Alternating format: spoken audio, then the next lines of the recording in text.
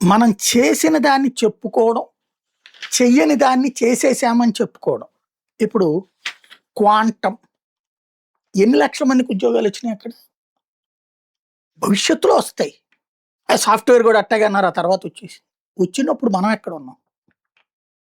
ఇది బాబు గారు ఆలోచించాలి. లేదు. అది పక్కన పెడదాం. ఫిషింగ్ హార్బర్‌లు, అట్లాగే పోర్ట్‌లు, బ్లూ ఎకానమీ దిశగా అడుగులు వేశాడు జగన్మోహన్ రెడ్డి. భారీ ఇన్వెస్ట్‌మెంట్స్ దిశగా. సోలార్, విండ్, అట్లాగే వాటర్‌ని పునర్వినియోగం ద్వారా విద్యుత్తు. ఇట్లాంటి వాటికి భారీగా ప్రయారిటీ ఇచ్చాడు జగన్మోహన్ రెడ్డి.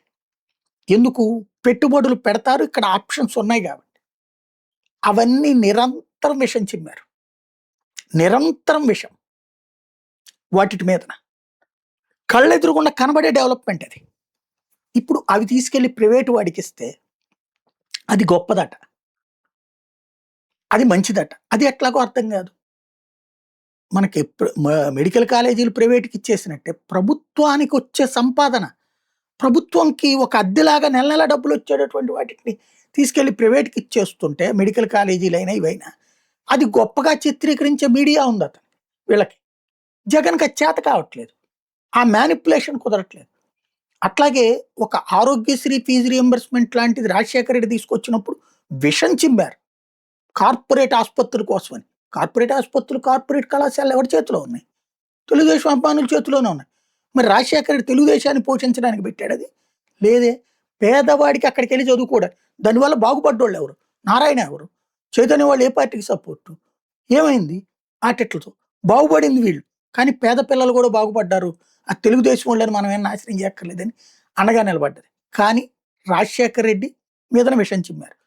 అట్లాగే మొన్న సచివాలయ వ్యవస్థ, అట్లాగే వాలంటీర్ వ్యవస్థ విషం చిమ్ముతానే వచ్చారు. ఇప్పుడు రాజకీయ నాయకుడి దగ్గరికెళ్ళి చేతులు చాచి పనులు చేయించుకోవాల్సిన కర్మ బట్టే, అట్లాగే ఇవాల్టి రోజున ప్రభుత్వ కార్యాలయానికి వెళ్ళి లంచం ఈవెన్ తెలుగుదేశం కార్యకర్తలే చెబుతున్నారు కదా, మా దగ్గర మేము కార్యకర్త అని చెప్తే లంచం ఎక్కువ అడుగుతున్నారు అన్నటువంటి. అలాంటి సిచ్యుయేషన్ వస్తే అక్కడ పారదర్శకంగా జరిగినటువంటి దాని మీద విషం చిమ్మారు. ప్రచారం మాత్రం జగన్ అసమర్థంగా, దుర్మార్గంగా చేసుకొచ్చాడు. ఇలాంటిది ఆ ప్రచారాలను తిప్పి కొట్టలేకపోవడం. ఈవెన్ నిన్న చూడండి ఆ జువ్వల దిన్నది. జగన్ హయాంలోనే ప్రారంభమై జగన్ హయాంలోనే పూర్తయినటువంటి దాన్ని అబ్బెబ్బే అది మా బాబు గారే పూర్తి చేశారు అని చెప్పడం. మోడీ ఇనాగ్రేషన్ ఎప్పుడు చేశారు? జగన్ సీఎంగా ఉన్నప్పుడే చేశారు. దాన్ని తీసుకెళ్ళి ఇప్పుడు సాగర్ డిఫెన్స్ వాళ్ళకి ఇచ్చేస్తా అందులో ఉన్నటువంటి భూమిని, అదేం లేదు తప్పు లేదని వాదించడం.